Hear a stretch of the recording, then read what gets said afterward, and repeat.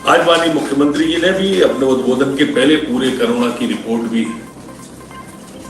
रखवाई है, जिसमें 20,300 से अधिक लोग ठीक होकर अभी तक घर जा चुके हैं, जो अपने आप में रिकॉर्ड है। रिकवरी की रेट भी 70% हम पुनः प्राप्त कर रहे हैं।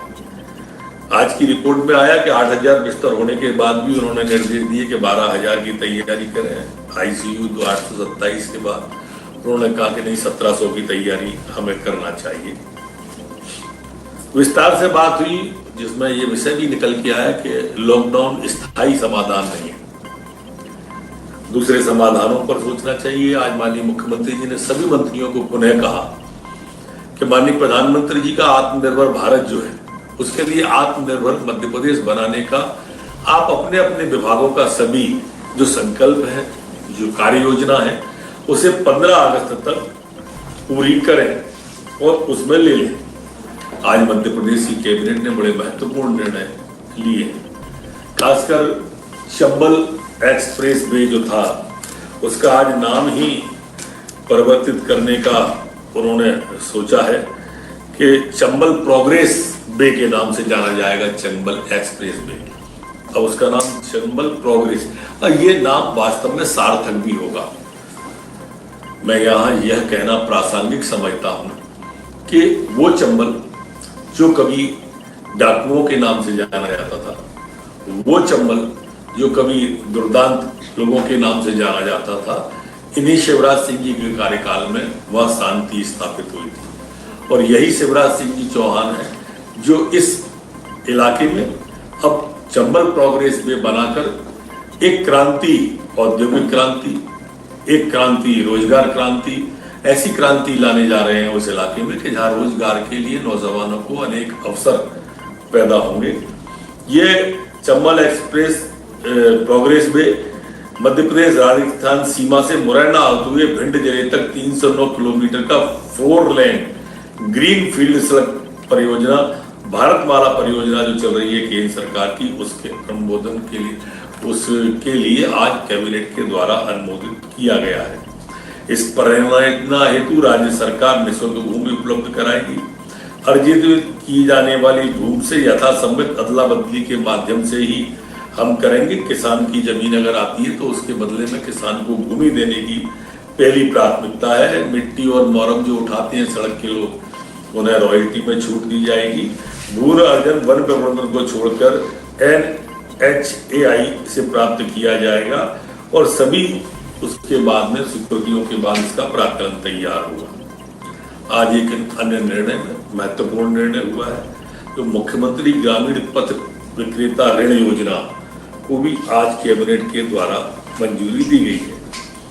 यहाँ मैं आपको थोड़ा पीछे ले जाके ये भी बताना चाहूंगा आपके माध्यम से आमजन को कि प्रधानमंत्री स्वनिधि योजना एक जो चल रही थी, उसके बाद इसे और नीचे उतारा है। वो नगर पालिका नगर निगम तक थी, उन्होंने ये नगर पंचायत और ग्राम पंचायत तक इसको लेके गए हैं। इसमें हमारे गांव के अंदर काम करने वाले छोटे छोटे बढ़ई हैं, कुम्हार हैं, लोहार हैं, हाथ ठेला वाले, ठेले वाले, खोमचे वाले, सब्जी वाले, नाई हैं, इन सब के लिए 10,000 रुपए तक के ऋण की व्यवस्था और इस ऋण के ब्याज की व्यवस्था, और अगर समय पर ऋण चुकाएगा तो अगले साल दुगनी 20,000 की व्यवस्था, इस तरह की योजना है।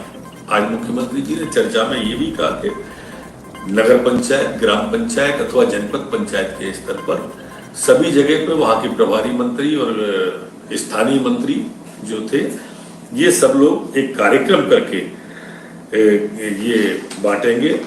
अभी तक इस योजना के अंदर हमारे पास में 8,56,697 आवेदन आ चुके हैं, जिनको कि ये कार्यक्रम करके देना। इनमें 64% महिलाओं के और अधिकांश फल फ्रूट विक्रेताओं के हैं, 4 लाख से अधिक। बाकी ये पिछड़े हैं, HC के लोग ज्यादा है। उनको ये मुख्यमंत्री ग्रामीण पथ योजना को आज कैबिनेट के द्वारा मंजूरी दी गई है। हमारे समय में 22 नगर परिषदें बनाई गई थी जब माननीय शिवराज सिंह जी 3 का कार्यकाल था। उस 22 नगर पंचायतों को कांग्रेस की सरकार आई तो उस कांग्रेस की सरकार ने उन्हें नगर पंचायत से हटा के फिर ग्राम पंचायत कर दिया था। आज कैबिनेट के द्वारा उन्हें फिर नगर पंचायत में बहाल किया है। सिर्फ एक स्थान 22 में से एक केवलारी के लिए माननीय मुख्यमंत्री जी ने नगरीय प्रशासन मंत्री जी को पुनः एक बार सम्मानित जनप्रतिनिधियों से चर्चा करने को कहा है। 21 की स्वीकृति हुई है और उसके बाद में इन 22 की स्वीकृति हो जाएगी। प्रधानमंत्री फसल बीमा योजना पूर्व की तरह भी इस बार भी 2020-21 से रबी और 20-22 से लागू करने का खरीफ का और रबी का तय किया है। इसी तरह से 3 वर्ष के प्रीमियम जो 6,305 करोड़ एवं प्रशासनिक व्यय 189.15 करोड़ जो वित्तीय भार आया था, इस योजना के लिए 12,799.15 करोड़ को वित्तीय आकार जो आंकलित है निविदा खुली निविदा से बीमा कंपनी का चयन होगा, जिसके लॉ फाइनेंस की 6% राशि योजना अंतर्गत बीमित राशि मान्य की जाएगी। एक बहुत कैंपा योजना बोलते हैं, CAMPA कैंपा योजना जो फॉरेस्ट विभाग की है, आज उसको भी मध्य प्रदेश की कैबिनेट के द्वारा मंजूरी दी गई है। इस योजना में काफी बड़े काम ग्रामीण क्षेत्रों के हैं, खास करके जो बिगड़े वनों का सुधार है, नदियों का पुनर्जीवन है, जल संरक्षण के कार्य हैं, गांवों सीमा में वन क्षेत्रों और बांस रोपण को बढ़ावा देना है, वन्य प्राणी संरक्षित क्षेत्रों को स्वैच्छिक विज्ञापन है, क्षतिपूर्ति का वृक्षारोपण है, नगर वनों की स्थापना और अनुरक्षण और जल संरचनाओं के विकास को इस कैंपा योजना के अंदर लेने का प्रस्ताव है।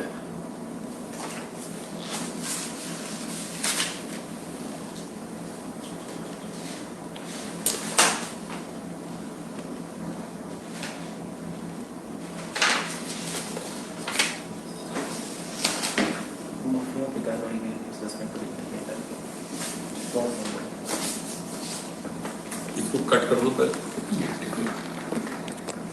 अब दोबारा ले लेंगे, नई चीज है तो क्या